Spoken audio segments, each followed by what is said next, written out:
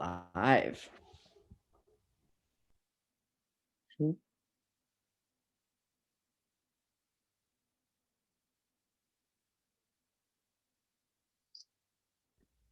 All right, Viola, go ahead and take us away. Okay. Hi, everybody. Thank you for coming. My name is Viola. I am a clinical herbalist. I live in Oakland. I've studied with Stasha Stahl. You can find at bayherbalist.com. I was her apprentice, and she's my mentor now. I went to school at the Blue Otter School for herbal medicine. My teachers, Karen Sanders and Sarah Holmes, went to their advanced class as well as their 400-hour summer intensive program. And I've had my own clinical practice for about 3.5 years. And I've been growing herbs for 10 years on squatted gardens. Something I still do today. I work at a native plant nursery. And you can find out more about me and the herbs I have in my whole philosophy. My website, witchcraftapothecary.wordpress.com. I'm on Instagram at witchcraft_apothecary, just to get it out of the way. So yeah, what we're going to do today is some very introductory stuff, ranging a number of topics from insomnia, sleep issues, to antiviral support, to herbs for fire season and smoke. And we're also going to talk about stress and anxiety and some grief stuff in there. That's a lot to cover in an hour and a half, and I'm going to do my best to get through it. I talk a little bit fast sometimes, and yeah, if you can't get something down, remember that it's being recorded right now. And I'll have, like, I guess the way I work is I will have some times for questions. And if you have questions as we go, just put them aside on your notes, and then we can kind of like address them at the end of each segment. How does that sound for everybody? Yay. Okay. I'm excited to teach this right now because herbs are such an integral part of my healing, my relationship to my everyday practice of trying to stay present and trying to stay grounded all the time, but especially 2020, which, you know, by all standards is out of control and brutal and fucked up and intense and nightmarish. So that's a lot. And herbs are so good for this kind of stuff because they're widely available. They're generally extremely safe as compared to allopathic medicine. And they have far less contraindications or side effects, right? They're basically pretty safe to use, and they're numerous. They often touch on effects and like subtle things that allopathic medicine can't even get to. So yeah, I'm excited to show you all these plant supports today because I don't honestly know how I would live through this time without some of this stuff. And I'm experiencing all of this, the sleep, the insomnia. I almost feel like it's probably a good sign if you're experiencing any one of these, because it shows that you have some kind of pulse on what's actually happening. So I'm going to just start with sleep because I think it's the most basic one I have. So insomnia and sleep issues is probably the most pervasive consequence of what's happening these days. I see it all around, and it's hard to address. And I feel like sleep is the key to maintaining integrity and balance. If you are out of balance, that's fine. But I don't know if you've experienced this. Once you lose the capacity to sleep, the slide is very quick into kind of getting off the rails and not being able to hold things together. So sleep is huge. And before I get into the herbs, a big thing I can relate to you, I'm going to time myself. A big thing I can relate to you is having good sleep hygiene, which many people do not have. Sleep hygiene is basically the practice of putting yourself to sleep. Um, I think that insomnia is exacerbated by how we interact with the virtual world, which is extremely addicting. And I think we're vulnerable at the time of sleep to be on our phones. It's kind of the worst thing for us. Um, so having some kind of 30-minute before sleep hygiene thing is super important. I tell people to, these are going to seem super obvious, but they're worth saying because they actually work. Um, Drinking a very sleepy tea before bed is very helpful. Turning off your phone, setting it aside 30 minutes before you sleep, um, refraining from eating before bed. Um, I think reading an extremely dry book is very helpful in conjunction with some of these other things.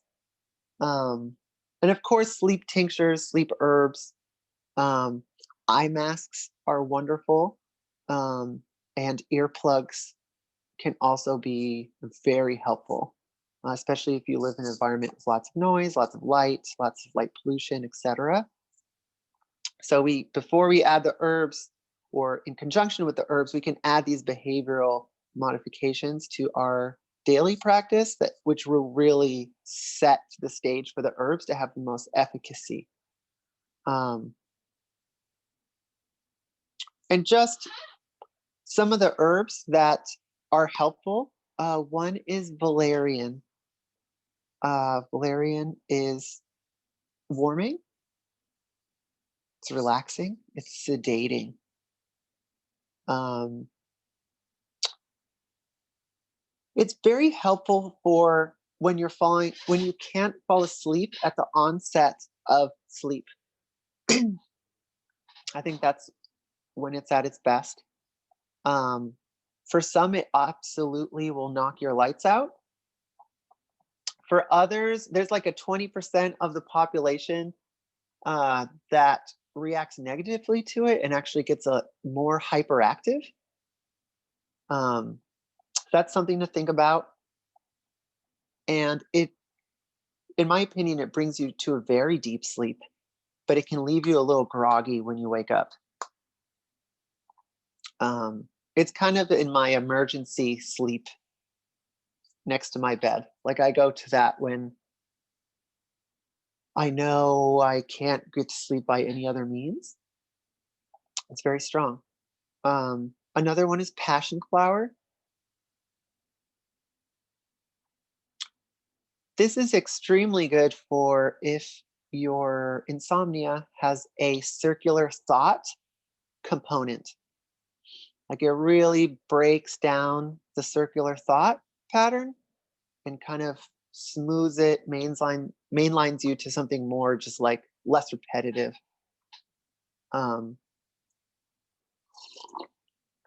Both of these are tonics for the nerves. Passion flower also is good for like nervous body exhaustion, where you've just been so like you can't sleep because you're so nervous tired. It's hard to explain what that feels like, but I'm sure that has been experienced in this room. I like that one. It's not as pushy. It's not as pushy as valerian. It's a little more like consumer friendly. There's hops. which is very simply sedating. If you have aversion to alcohol, then hops is not your go because it tastes kind of like what beer tastes like. But it's just a very simple sedating herb. My big one for 2020 is catnip. Catnip gets you through that 3 a.m. wake up where you wake up too early and you can't get back to sleep. Catnip will smooth that out. Even if you drink it like before the onset of bed, not just when you wake up. Catnip is huge. It's very, very effective at doing that. There's lavender. I find that lavender, a strong cup, when it's a bit bitter, is extremely sedating. And that helps release gas. It's anti-anxiety. It's for nervous tension. There's chamomile, which is kind of your classic sleepy herb. And if you're going to have this, I would suggest getting a tea package or a tea that's more expensive, because there's a lot of bad chamomile out there. And I would also suggest simmering it for 30 minutes. That's when it gets really strong. And it's kind of night and day. If you've ever had very bad chamomile, you know it's not very effective. But if you simmer it, again, like lavender, it relieves tension and gas. It's a nerve tonic. And it's more for depression and anxiety, if that's a component to your lack of sleep. I wanted to have a note on melatonin, which is many people take this to sleep, but I just wanted to put a warning out there that there is a significant amount of people who experience like very intense dreams and almost LSD-esque phenomenon from taking it. Not fun. Yeah, like research it before you look at it because I think it's for a specific kind of sleep. And I recently had a friend go through a like long night of almost nightmares from it. So that's not too fun for her. Let me just make sure everything's plugged in. Okay. Usually what I'll do is I'll combine them. I think it's fine to get those teas from like traditional medicinals and try stuff like that are like for sleepy time.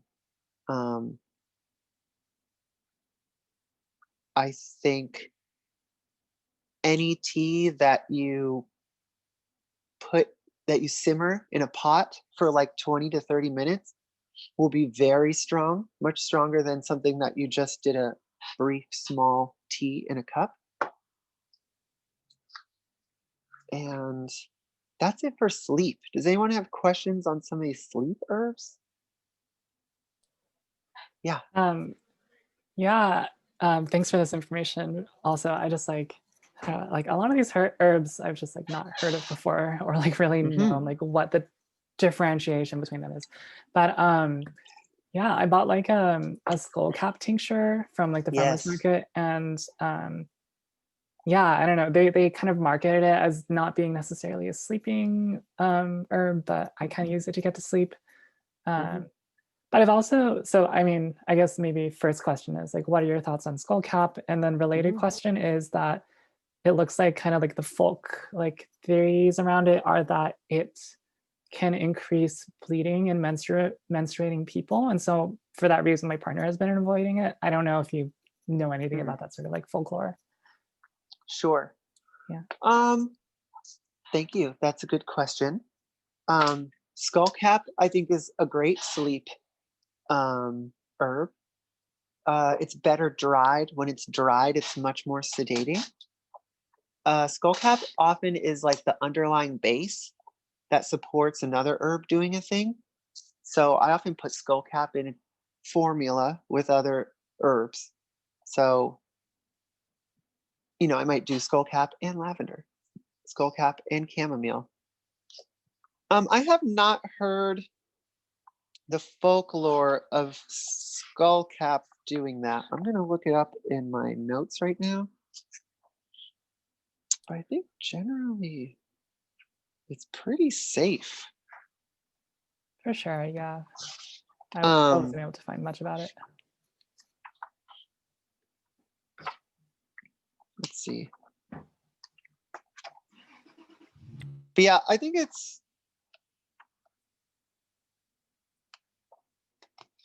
skullcap is really good if there's an emotional component too, where like your emotions are too big and you're like it's throwing you back and forth, back and forth. Here we go.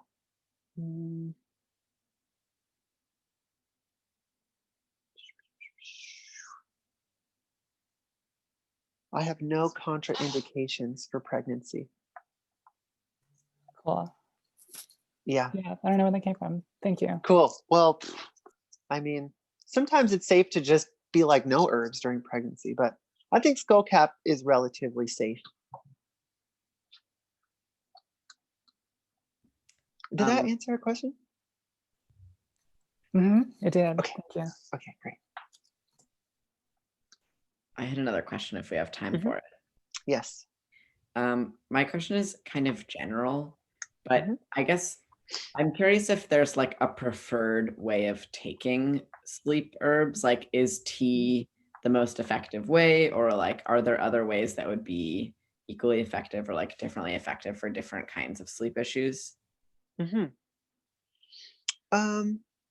you. That's a good question. I think that tea, is the most effective usually. It's warming. I think the whole process is sedating. Water metabolizes quite quickly and it just comes into the body in a very natural, smooth way. That being said, tinctures are fine. I think tinctures are very potent and they're very easy to use. More people are tincture users than tea drinkers. If you're someone who like any level of water before you sleep is going to keep you up, like if you're peeing or it's going to create some kind of problem, tinctures are definitely the way to go. And I like the tea ritual because it just, there's so much about it that just like brings my stress down. But also I have the tinctures next to my bed. So if I wake up at 2 a.m. and I need to sleep and I can't, I just blast them. Yeah. So it's kind of what works for you. But generally, I would say herbalists love tea drinkers because it's the most effective. Yeah, that totally makes sense. Thank you.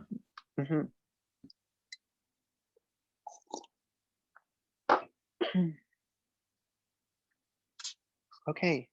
Any other questions on sleep before I move on? Okay, great. Recap. Take 30 minutes before you sleep. Put your phone in a drawer. Read a very boring book. Drink a lot of catnip. Maybe mix them together. Passion flower and catnip. Lavender and chamomile. Just put them all together and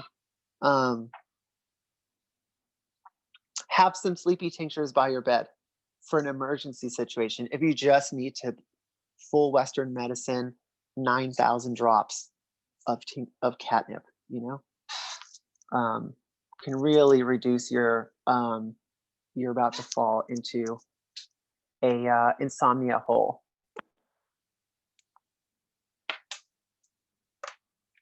Okay, I think my phone is dying, so can people still hear me like this? Is this possible? Can you hear me? Okay. So the next big one, the topic of our times, antivirals. And I'm going to relate some of this to COVID, but in general, we're going to say that no one knows what really treats COVID well.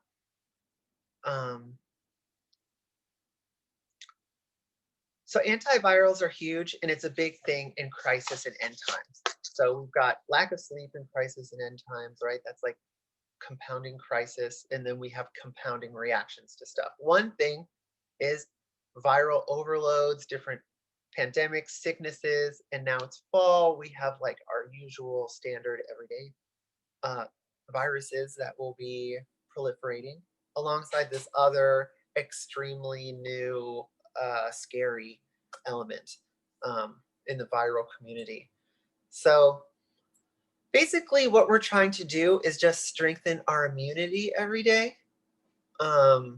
We want to build in a daily routine of taking herbs that support immunity, whether it's building it up, whether it's stimulating T cell production, whether it's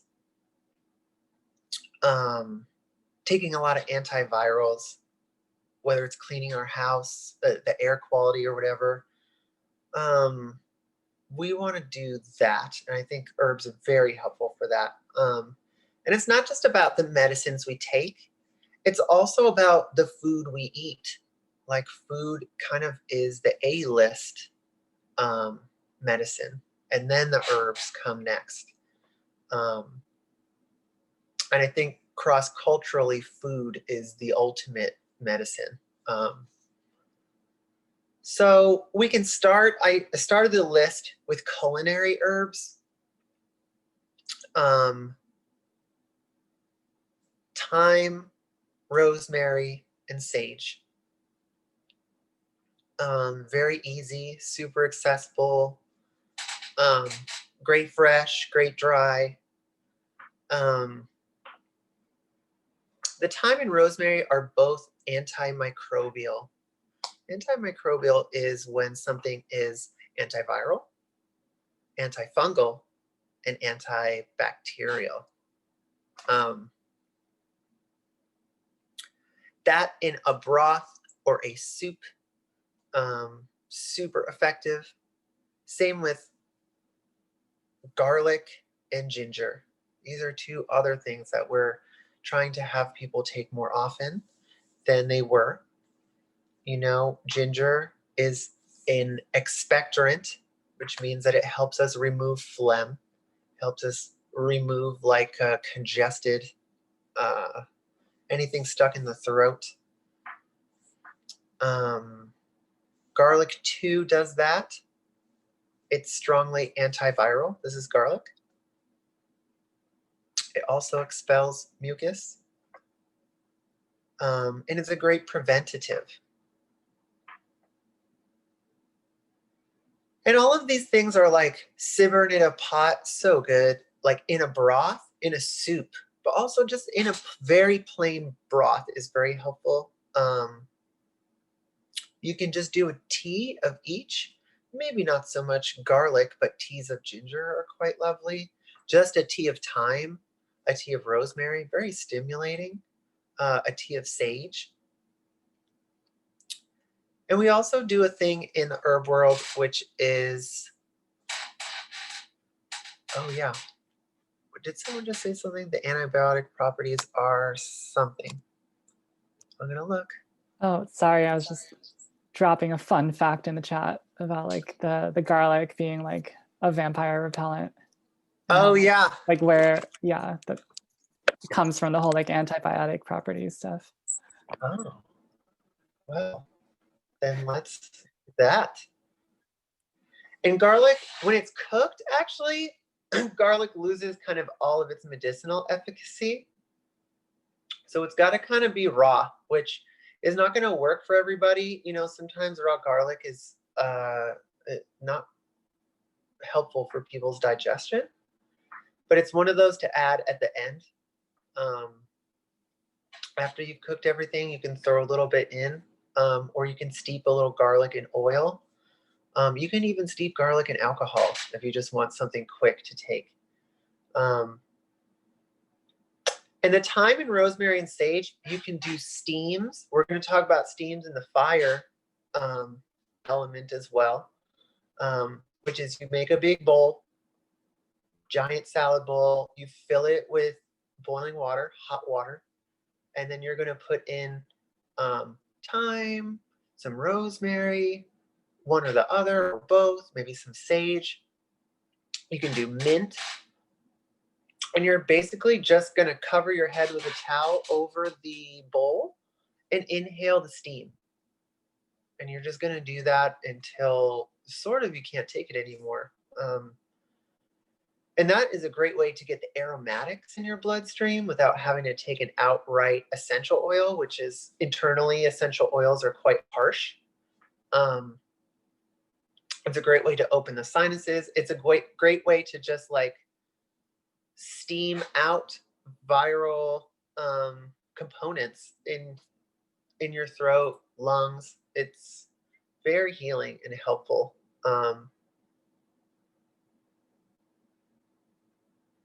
Yeah, so then as far as antiviral herbs, like just herbs, not just food, I'm going to bring up elderberry.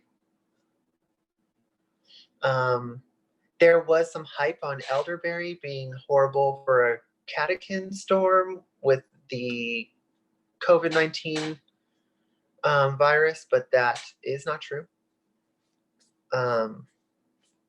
It's a very good preventative. It clears deep lung issues and mucus. And you can also steam with elderberry, the flower or the berries themselves. It's pretty safe and easy. Echinacea is another one. Echinacea is cool. It's for the beginnings of illnesses and preventative. It's sort of not really going to be helpful once you're good and sick. Then you move to something else. But echinacea is antiviral, antibacterial. A very good one to have on hand. People are taking astragalus, which is a very strong antiviral and also antibiotic.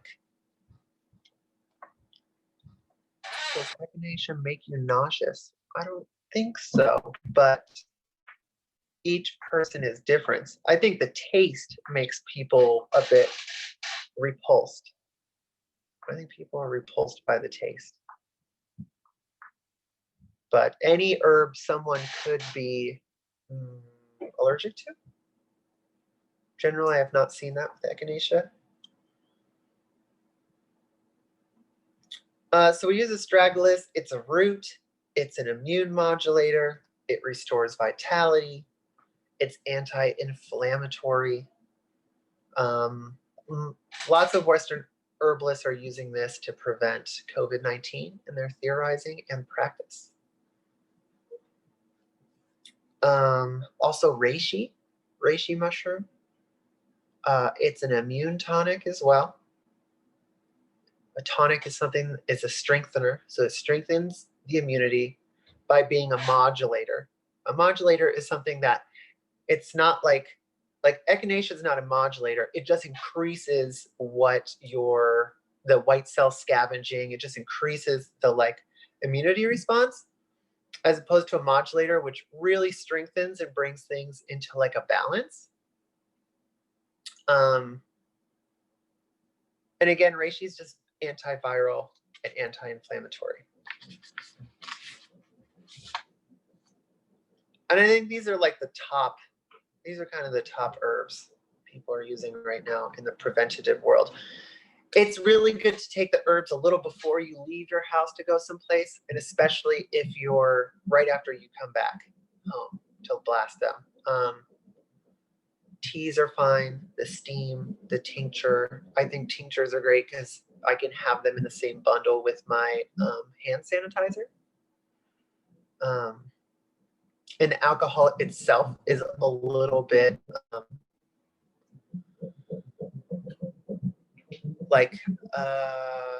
antibacterial, kind of like anti-everything. Oh, and one more I wanted to throw out there is yerba mansa. You don't hear about it very often, but it is a strong antiviral that works in the upper. It's all about the mouth and throat. It's for inflammation. It helps expectorate any kind of phlegm or mucus. And I feel like the antiviral, it's all about kind of like protecting the gateway down into the lungs and protecting things from going down in. So I often put a little bit. It's super drying, so you only need a little touch. This other stuff you can take a lot. Reishi, if you take blood thinners, should not be used. That's the only negative of all of the above.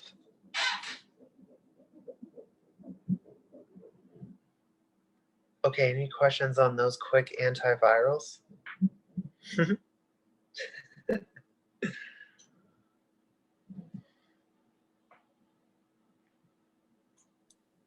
Yes.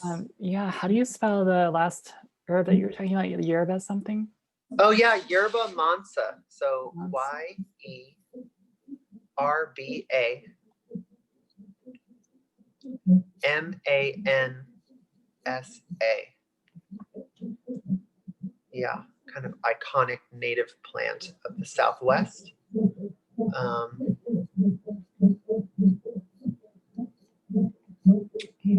So I'll kind of use all that stuff together, you know. If I make a preparation or a tea, I'm gonna say most of it's gonna be elderberry. Some of it's gonna be, you know, like 1 part elderberry, half part echinacea. You know, then I'm gonna have a little half part reishi, and maybe some of the yerba mansa. And what's really nice with antivirals is I feel like pick a course, do it for 3 or 4 weeks, and then change it out. Then go with some other antivirals and do that for about a month, and then you can come back to the first practice or protocol you had or change it up again. Because this really helps your immunity stay kind of like fresh and like coping with new things. Often what happens if we just lean on one thing too much, our body sort of comes back into balance and doesn't do what we're seeking it to do, at least with like trying to stimulate immunity. So I think that these are very helpful, obviously alongside wearing masks on top of masks. I don't even know, wearing plastic shields on top of masks on top of masks. 6 foot D, you know, keeping that 6 foot D.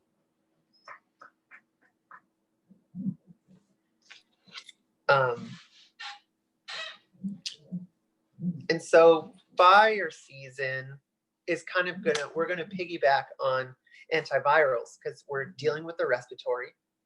And it's very similar. What we're trying to do is repair and moisten lung tissue when there's fires. There's a whole bunch of stuff about fires, but the first and foremost is we want to heal the lungs. We want to assist the organs of elimination because we have so much particulate matter coming into our body. And we also want to, there's a lot of adrenal overload. There's actually a lot of grief and stuff that comes up, a lot of fear and anxiety around fire season, rightfully so. So again, with fire season, elderberry is our friend. It's just such a good lung herb, and the clearing deep lung issues and mucus also applies to particulate matter. So it helps us clear out that particulate matter, whatever it is. So if we already have the antivirals, then we have some stuff for fire season, which is nice. The big one for this is mullein. Like, you just cannot have enough mullein when fire season comes. Mullein helps repair damaged cilia in the lungs.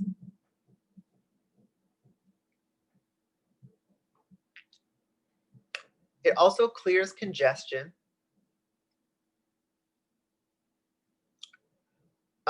It's a bronchodilator, so it literally opens the lung tissue. It helps with dry coughs. It helps eliminate particulate matter and city toxicity.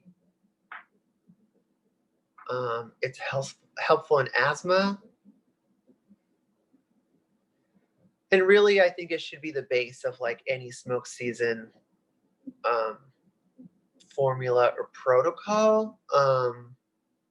You have to strain it through a coffee filter because it's got little hairs on the leaf that can be kind of irritating. But you don't lose anything when you pour it through the coffee filter in terms of medicine. And I think definitely that's one to drink every day when the fire season comes up, especially if you work outside in any way. When you come back home, drink the mullein tea. Drinking it out in the field kind of helps, but sometimes you're opening your lungs to collect more particulate matter when you're out and about. So unless you have like an N95 mask or something that's screening out the particulate matter, like maybe wait till you get in a more safe, sheltered environment before you start leaning on the lung opening stuff. Another big one is licorice.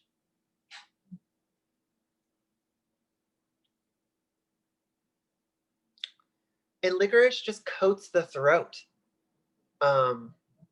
It's mucilaginous, which means it's kind of glocky. It's got this thick, viscous kind of like material that comes out of it when it is steeped. And that thick, viscous material, the mucilage, that feeds our smooth muscle tissue and also the lungs. Like it just goes right in. Especially when you're thinking about fire with the lungs, things are drying out, things are being inflamed because they're drying out. So we want to give them this like swampy, viscous material to the cells. And another thing about licorice that's nice is that it's for adrenal overload and exhaustion, which probably we've all experienced in 2020. But you can kind of like backdoor your way into some of the anti-stress stuff by having some licorice. And then I think the big one is another big one is marshmallow. Not the actual marshmallows, but marshmallow root. And it's another one that's mucilaginous. And again, it's just all about this like viscous material that feeds the tissues and is extremely beneficial. It helps reduce inflammation and it actually helps bring up mucus.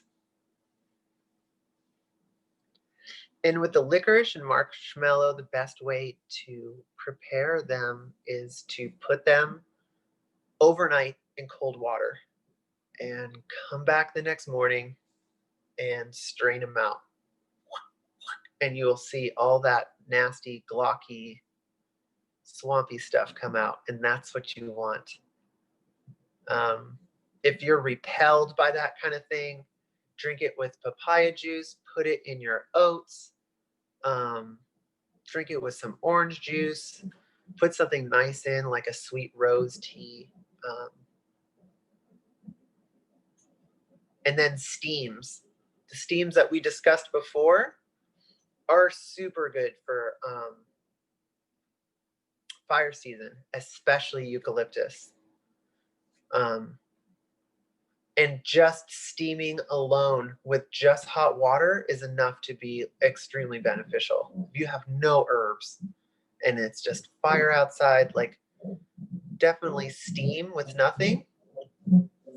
And I think especially, you can do this with the antivirals and the stuff for smoke season, fire season, which is put them in a pot and simmer them off in the corner maybe move the pot once it's simmering to your room or whatever. Like the humidity is going to grab the particulate matter in the air, and as it cools or warms is going to drop it down. And especially if you have stuff for the like antivirals, like if you have a kid who's sick, sometimes you can just like simmer a thing and put it in the room, and it really helps clear out some of the stuff that's like probably coming for you now. So that's very helpful.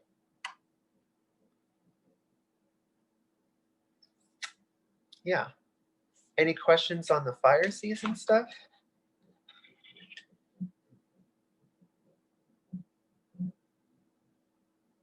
Yes, I have a question.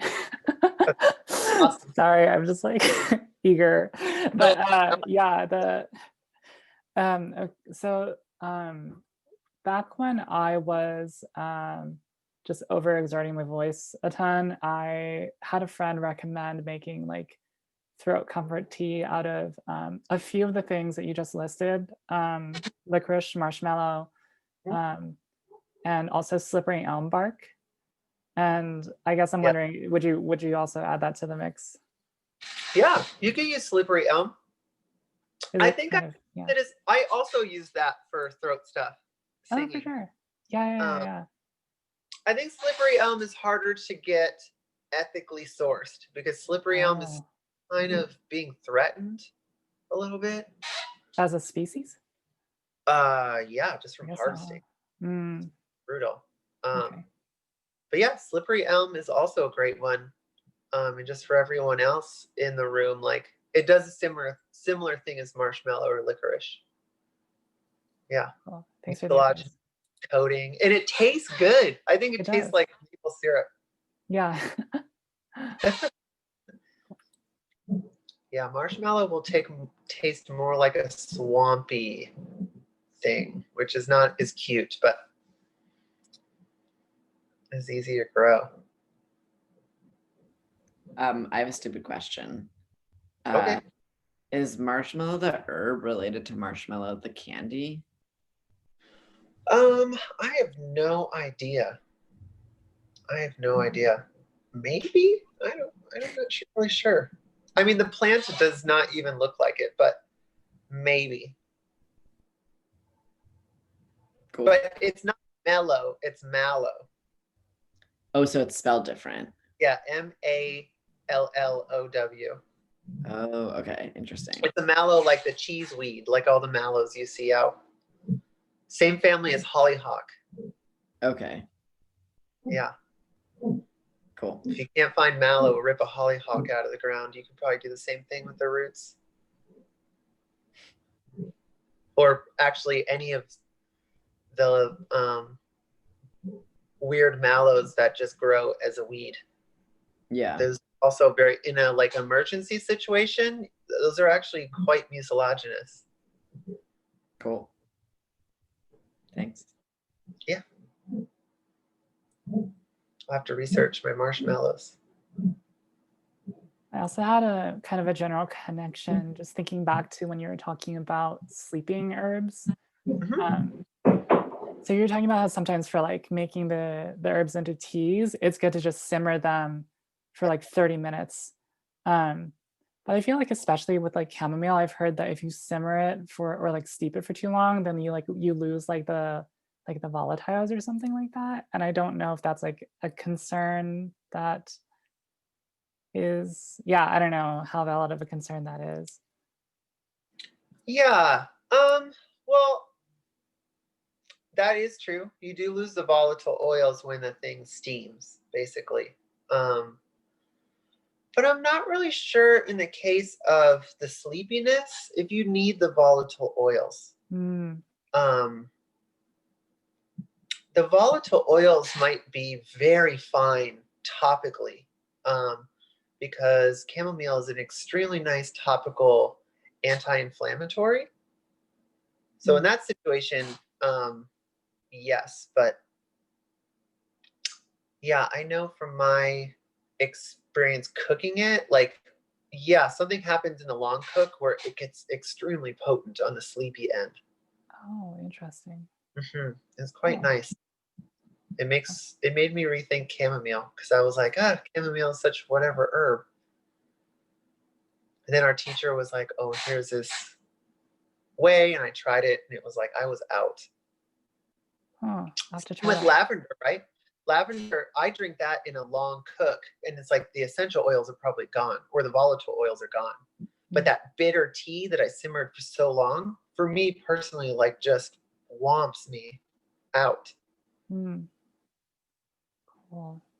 So I guess then the like the steams that you were talking about, they're more just for like respiratory stuff than for like other, like they're especially for respiratory things, right? Mm-hmm. Okay. Yeah, then you're just flushing yourself with the volatile oils, which is quite nice. Cool. Yeah. Thanks. Yeah, but I imagine too, if the sleep component of insomnia is not being able to like breathe fully, or if you feel congested or something, maybe a steam like that before bed could be super nice. You could even do it with chamomile and lavender, and probably just all of it together. That'd be nice.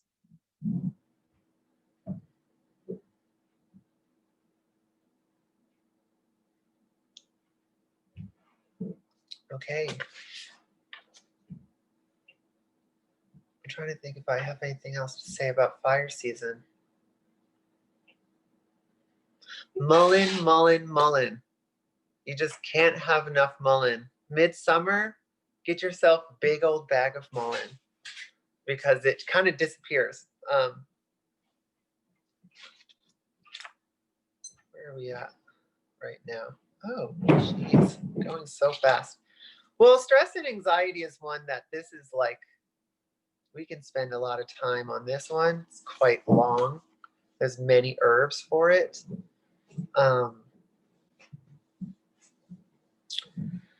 I think stress and anxiety is actually a pretty healthy response to what's happening today. So it's one of those things where I don't think anyone should get down on themselves about it. We're also going to talk about some herbs for depression, because they're the same. And essentially with stress and anxiety, what we want to generally do is we want to tone down heat and fractured energy. And what I mean by that is that stress overload is all about adrenals and nerves. It's all about heat. It's all about our energy frazzling out when it gets to like the very tips of our nervous system. It's kind of like a blowout. And when we think of being on fire in our anxiety, we need to think about cooling that out. It's really that simple in terms of energetics. Sometimes depression or long-term anxiety will lead to someone having like a stagnancy where you feel immovable or it's not moving. In that case, you might want to warm a person up energetically, and we're going to talk about those herbs. But for the most part, we want to cool down the surface. We want to essentially take our neurosis and jump into a cold river. And we want to feed, all of these things are going to feed the nerves and adrenals.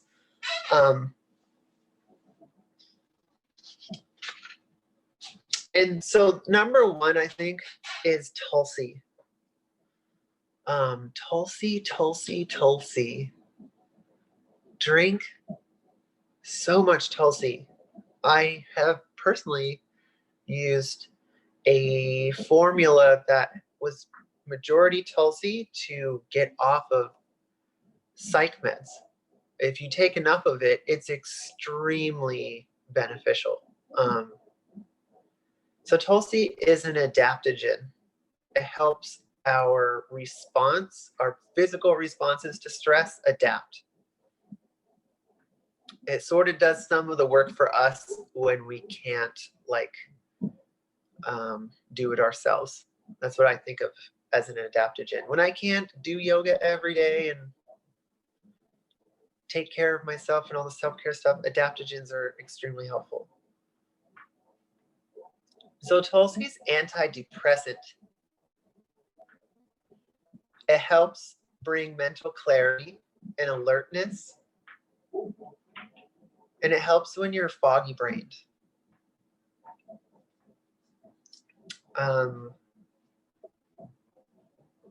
Yeah, I really don't think anyone can drink enough of this. And I think actually the best stuff that's available everywhere is Tulsi from this company, Organic India. Not to rep them, but they have a tea that's in packages that's just Tulsi, just the green leaf, and it's very strong and awesome. Then they have one they have all different flavors of Tulsi, like Tulsi turmeric, Tulsi rose, whoop, whoop, whoop, all these different things. Like any one of those will do you right, or any type of Tulsi tincture. It's in the majority of my formulas for people with anxiety.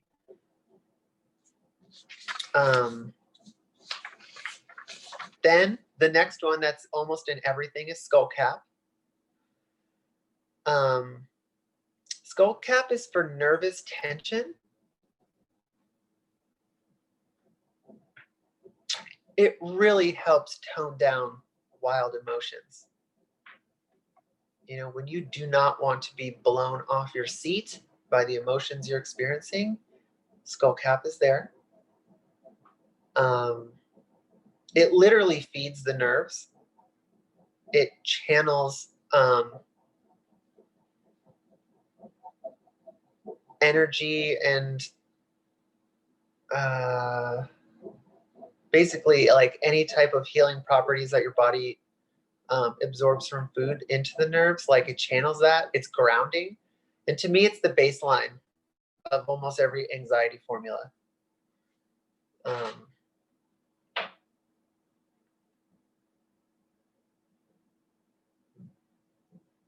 Then there's wild oats, Avena.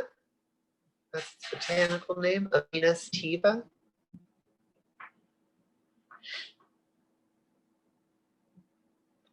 This one reduces stress by feeding the adrenals in a really powerful way. It's invigorating, and it's when you're depressed from burnout. It's really helpful for people who are like type A, or a little bit too maybe you're kind of like a speed head, whether that's coffee or actual speed, or you just really you need some kind of upper a lot. Wild oats is extremely beneficial for that. It's very helpful if your depression is like a stagnant. If it's been there for a while and you're just a little Sylvia Plath about it, definitely this will help invigorate you. It's not just these, Tulsi's more like, I tone you down. This one's like, I tone you down, and I'm like also putting some lift in your step.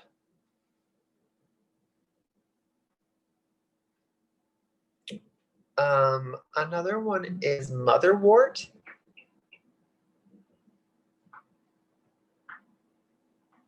This one's good if your anxiety has an anger component, if it has a heat component, if it has a hot flash component,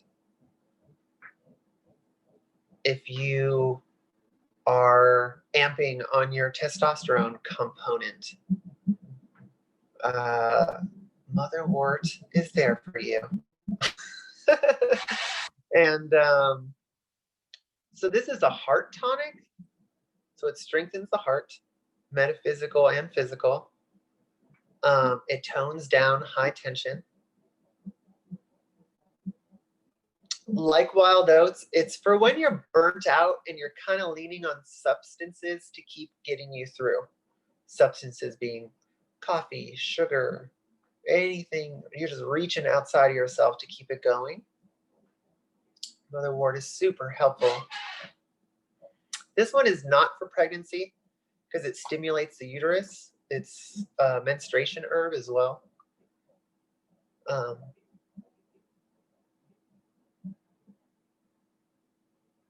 Yeah.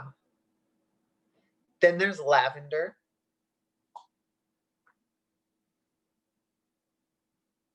Lavender is not for everybody, but it is extremely antidepressant.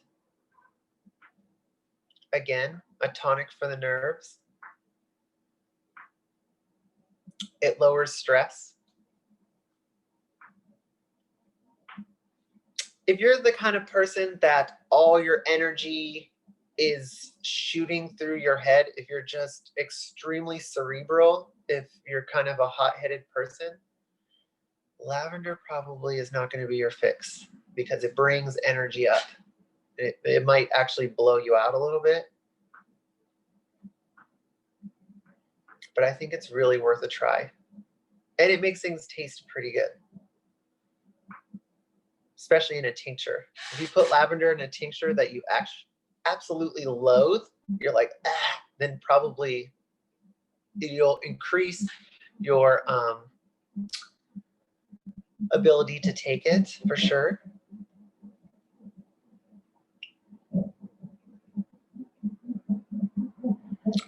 Another one for just antidepressant is St. John's wort. This is like your vitamin D, sunshine in a bottle kind of herb. This is your like mood swings, seasonal depression herb. When the sun light thins out, this is your herb.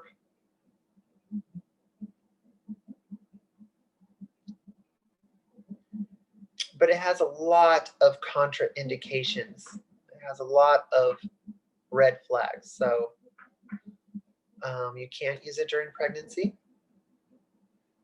It should not be used with birth control. Definitely not. It should not be used with any kind of HRT or SSRI because it uses the same pathway for a lot of the stuff and it'll inhibit the uptake of the other drugs that you're taking, which is rude.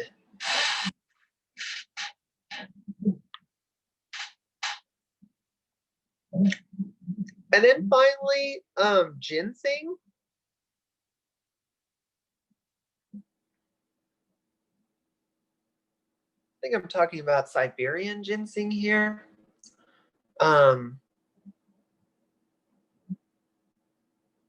So this is for like when your anxiety has just driven you into like fatigue. You can't move. You don't want to get to work. You're not motivated.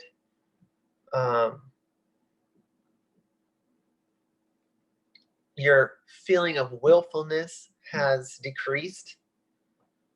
Ginseng does that.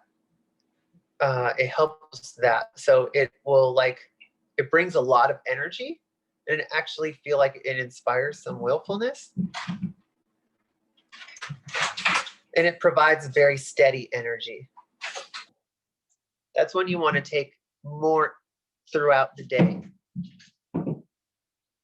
It's kind of like a little hit of coffee in a way. It's perky.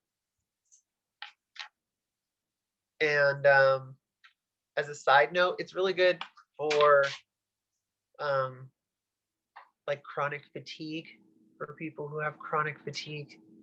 It's a nice go-to when you're just laid out flat and maybe you have to do something.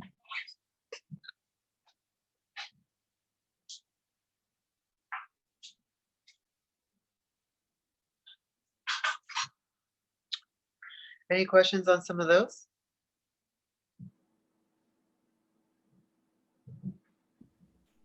I have a question. Yes.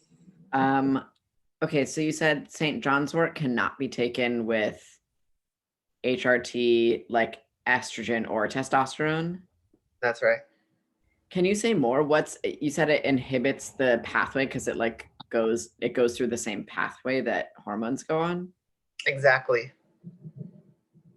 Huh. Yeah, it just uses the same pathway, and in that way, it just blocks receptor sites that the estrogen or testosterone or spironolactone would bind to. Yeah, it's pretty much just that. I think it's a liver pathway. Okay. Yeah, it's very rude.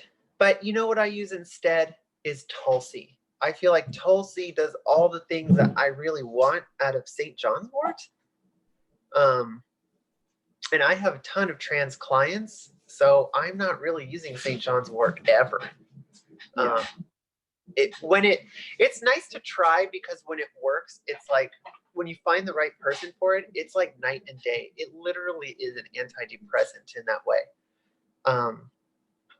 But for all purposes, Tulsi is going to make it happen. Yeah. I feel, yeah. I was just going to ask, I heard somebody was saying something to me once about using St. John's wort for PMDD. But then they were like maybe thinking of going on testosterone. And so they were like, I think I need to stop St. John's wort. And I think they were wondering if there was another herb that can be used to treat PMDD. What is PMDD again?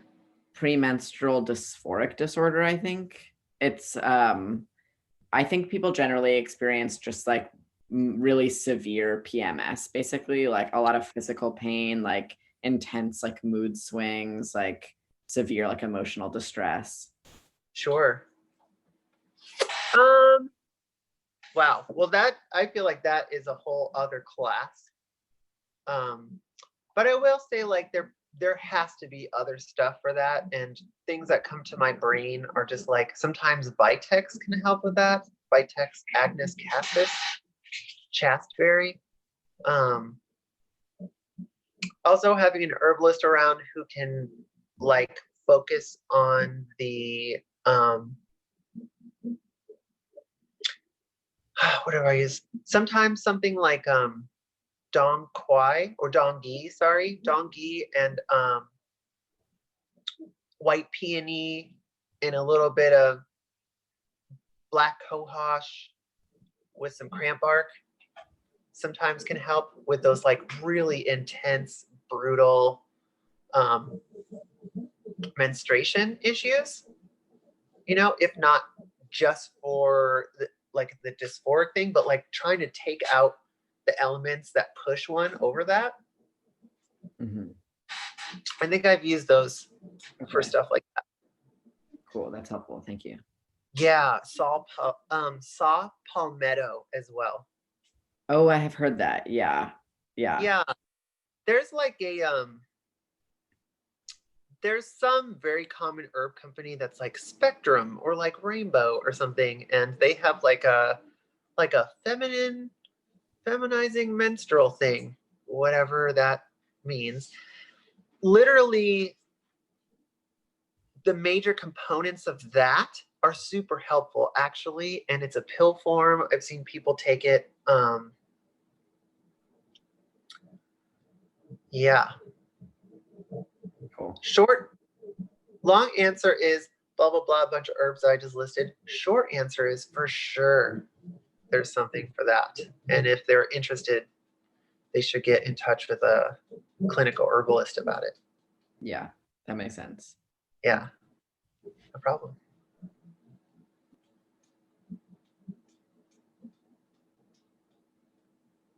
Any other questions about these particular stress, anxiety herbs?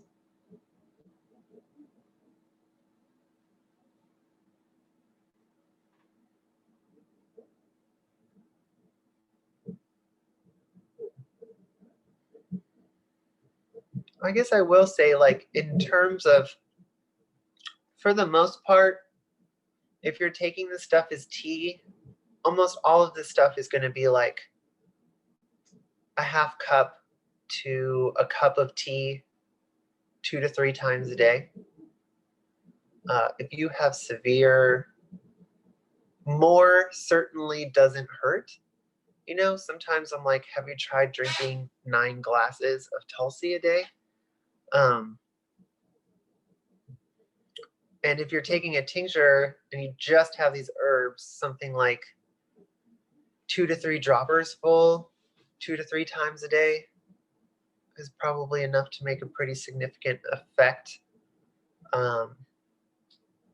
You can go higher or lower depending on what the stakes are for you. Yeah. We generally want to have, if you start using herbs, you generally want to have a practice where you use a 4-ounce bottle. That's this big. This is your like usual 1-ounce bottle, the littles that are everywhere. I wish I had a little ruler. This would be so thorough. This is your 1-ounce bottle. Cute. This is only really going to last you like 2 weeks if you are smashing on this. So getting something bigger, this is a 4-ounce bottle. This lasts me a month. And then I can lean on it very heavily, is helpful.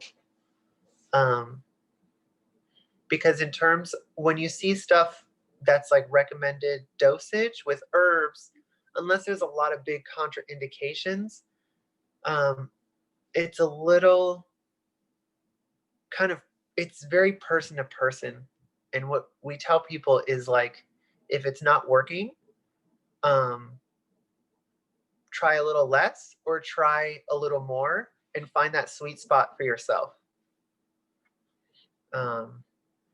You know, sometimes you're only just like half a cup of tea away from like really making a big change. Especially with some of the stuff like the adaptogens and skull cap. And so a big thing that I want to add with the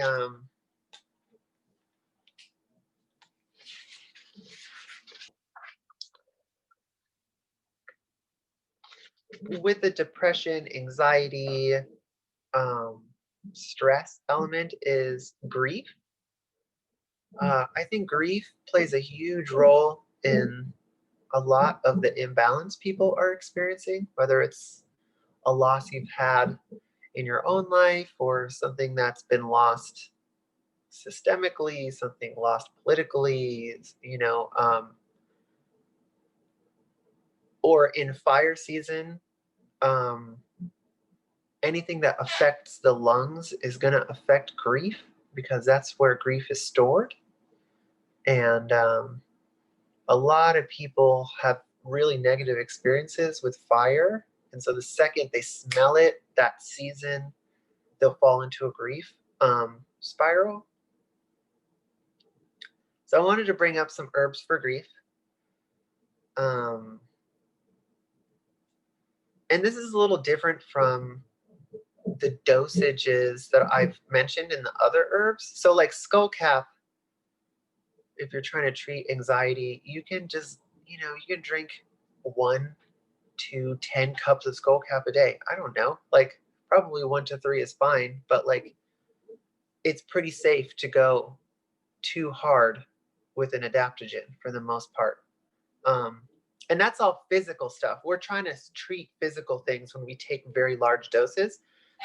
The theory behind flower essences and energetics and spiritual aspects of herbs is that the lower the dose, the more we are in a vibrational spirit energy. And people will use single drops, 1 to 3 drops of any one of these over the course of like a month. And you'll see a lot of change actually in the way that you're handling situations or how you're processing it. It often helps people move through really difficult emotions, difficult traumas. Yeah, low dose plants, flower essences. It's like the energetic of Western herbalism. Traditional Chinese medicine has a lot of energetic built in, you know, there's like wood element, metal element, there's like the yin and yang, there's like cold and hot. You don't have that so much in Western medicine. It kind of pushes it all to like flower essences.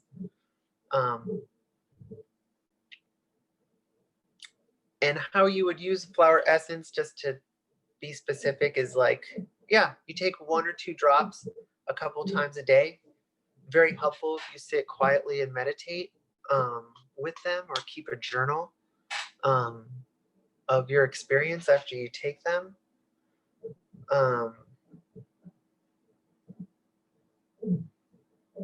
Yeah, they're very transformative, as woo as they sound. It's quite incredible, you know? And I'm a pretty staunch proletariat, Capricorn, no woo, having ass person. And I love flower essences. They've completely changed my life. Like, wow, what would I do without them? Sometimes I would rather have those in my bag than some of these bigger physical movers and shakers in the herb world. So with grief, we're going to try to touch on that spiritual element. So you don't need as much. And one plant that's great for this is hawthorn. Leaf, berry, or flower. Hawthorn is a heart tonic. It is for heart resiliency. And it is for the ability to move through trauma. If some shit goes down and you have to go to the wake and the people assembled, and you want to arrive, but you want to be open, and like it's difficult, hawthorn is really it to help you move through that really difficult time, and move through it like with a sense of like, I can handle this. Like, I know that I'm moving into a very difficult emotional realm right now, and I'm walking into it with my heart in my hands or whatever. Then there's bleeding heart, Western bleeding heart. This one opens the metaphysical heart, and it brings you strength and healing through love and compassion, which is not as vulnerable as it sounds. It's like love and compassion is quite resolute.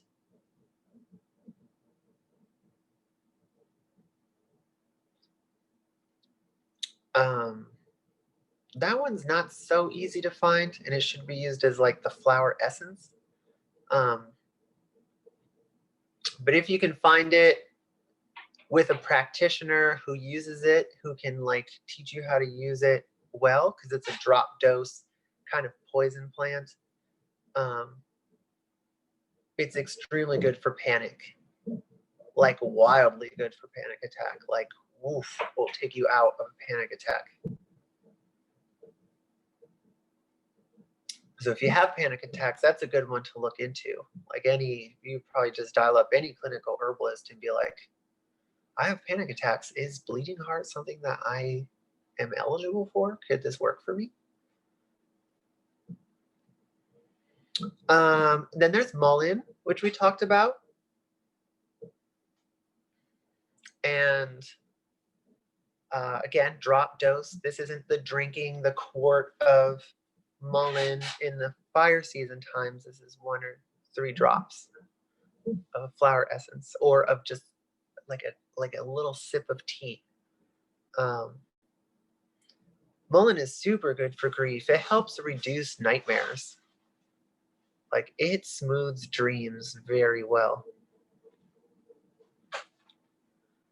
And if your grief is stuck and you are immovable and you have no spontaneity, it helps invoke play and movement.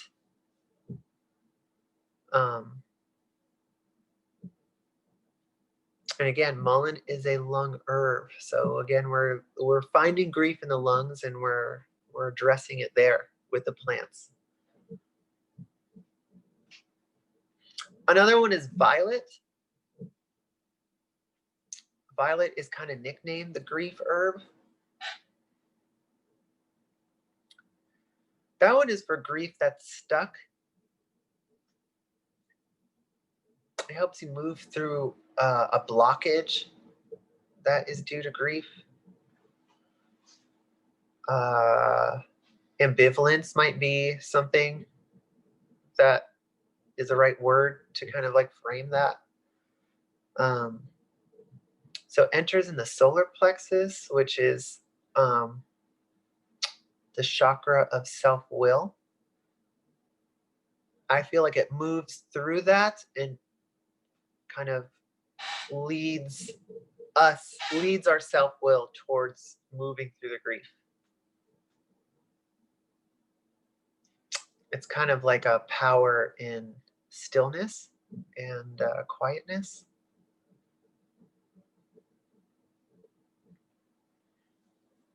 Then there's rose. Good old rose. It helps see beauty in yourself and see beauty in the world around you.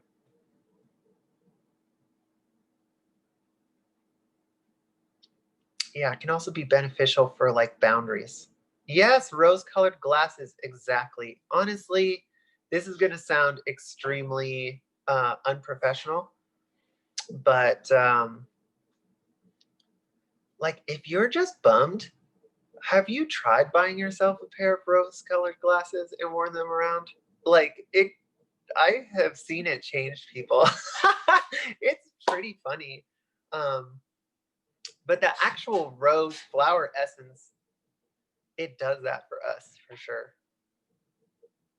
You know, and I feel like it has a way of boundaries too with the prickles, where it's like it allows us to like experience and be ourselves at the same time while not like worrying about how that others' effect on us is going to be. Helps us kind of like be in our territory and have our like big blooming experience.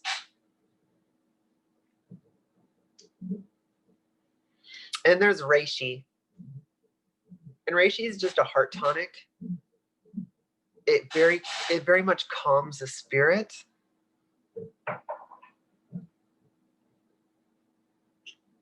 And the medicine of reishi helps us see our territory and be in our territory.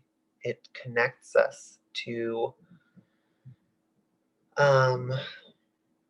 kind of our ancestors a little bit. So that can be nice.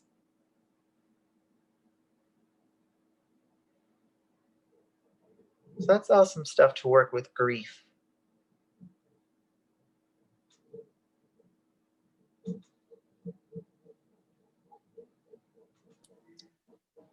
Viola, can I ask you more about flower essences and like? Yes.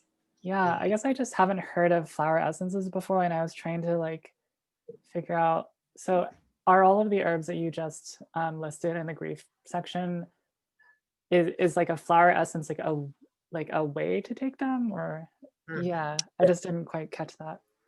Yeah, they are a way to take them. The preparation of a flower essence is really different. You know, like if I make a hawthorn tincture, I'm just putting the materials of the plant in a, I'm taking 50 grams of plant material. I'm putting it in 100 milliliters of alcohol. I'm letting it steep for, it's very like constituent based, right? The flower essence is I approach the plant in flower. I essentially have some kind of like ritual around approaching the plant. I put a single flower in some water and I let that hang out in the sun for a day. And then we add brandy to it, and just to preserve it a little bit. So it's like actually like you didn't really get any of the physical stuff at all. All you got is vibrational energy. And I think the best way I can explain how when small things have a big effect is like let's say you're completely perturbed, you're very upset, everything is riding you, and nothing will make you happy. Like, oh, it's just one of those days. And then like some very random child or person or happenstance occurs that just lights you up. You know, like a tiny thing will just light you up and bring you out of a thing. Like, woo, oh my God. That's like a subtle thing. That wasn't like a huge person like trying to like, oh, surprise, be happy. It's like the small thing has this like very big, powerful quality. That's how flower essences work. This is cool because I'm just realizing that like the Chinese name that like runs in like the women of my family and my generation is means that.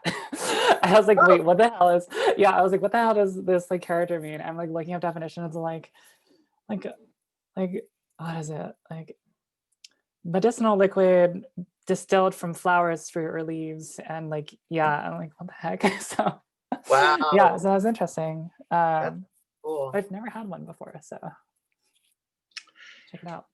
Yeah, it's kind of like one of those phenomenons that, or it's one of those aspects of herbs that people don't usually take. Well, one, most people aren't really even turned on to herbal medicine, right? And then you have this other sub niche category that maybe takes a bit of suspending what we think we know about a thing. It might take suspending our belief that it doesn't work. Because it doesn't make sense, especially in the Western mind frame. Like less meaning more is not actually the Western mentality, right? Which is like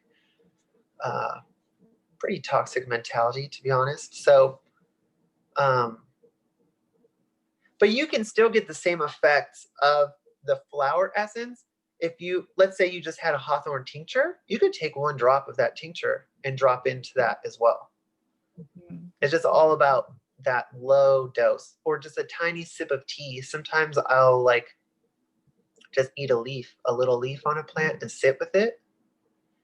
But I think it takes a bit of quiet, and it takes a like following up with yourself in writing what your experiences is to really remember, because it is subtle. Cool. And you'll see them in the stores. They'll just be the little bottles, the little half-ounce bottles, all lined up.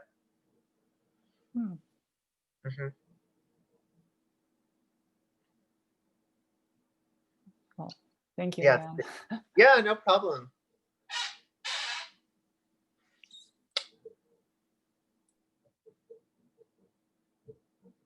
Anybody else?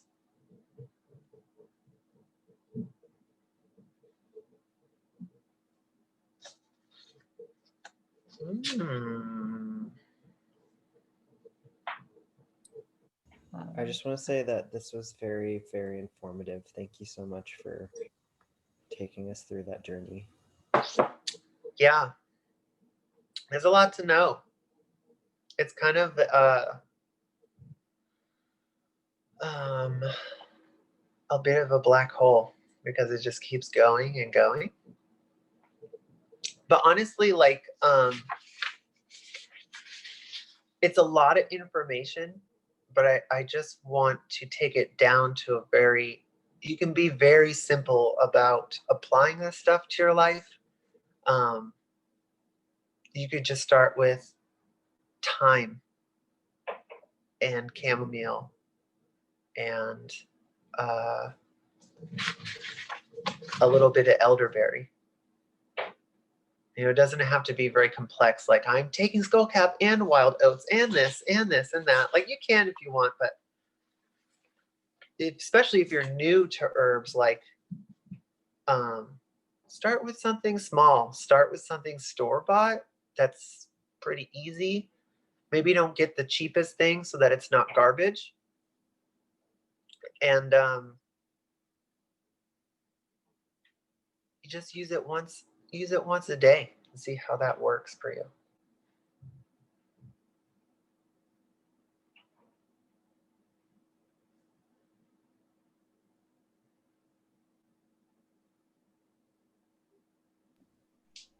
Thank you so much, Viola. This was so great. I feel like I learned so much and I'm really excited to go get some herbs. Awesome. Yeah, if y'all need tips on getting herbs or weird stuff, or you have follow-up questions and stuff, definitely happy to answer that. Or I have all of this shit. And thank you. Yeah, I will advocate for herbalists where, you know, if I'm not your flavor or I'm not the herbalist, whatever, if you get herbs from herbalists, 9 times out of 10, they will be much stronger and actually identified as the herbs that they say and more potent. Yeah, so just to advocate for anybody in your area, there's a lot of great folks in Santa Cruz for sure. Viola, I'm wondering if you'd be down to drop your email in the chat so that if folks have questions or want to contact you afterwards, they can. Oh, yeah. Or like you could say it and I could type it if that's easier. Oh, yeah. Let me type it. Cool. Type it. I also, while you're doing that, want to shout out that Viola will be with us 2 more times in the spring for 2 additional workshops. So stay tuned for those. And also we've got 2 more workshops in the Queer Trans Wellness series coming up this quarter. Just gonna pull up the dates right now so that I can tell you.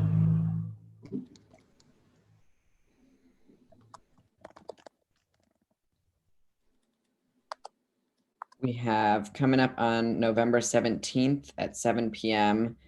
Beginner Yoga for Queer Bodies, session 1. And then that's happening every month, starting in November, going all the way through May. So that'll happen again December 15th at 7 p.m. And I can send out some more information about that. But just in general, stay tuned. There will be pretty much a queer trans wellness workshop at least once a month for the rest of the year. So if you liked this, there's definitely more to come. Yay. Hey, can I ask for folks closing out? Because I think we're very early. Right? It was supposed to go to 7:30. Was it supposed to go to 7:30 or 7? Oh, it's supposed to go to 7. I had it till 7. Do you have more to share?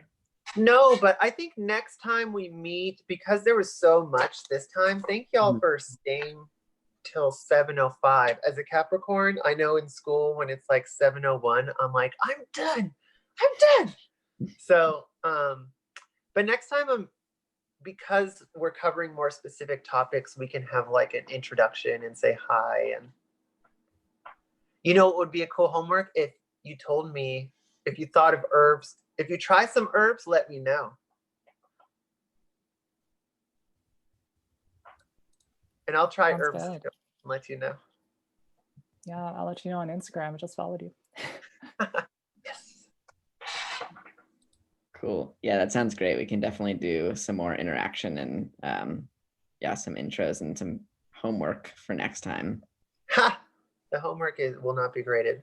Ivy, thank you very much. And thank you everyone for your attention and also your great questions.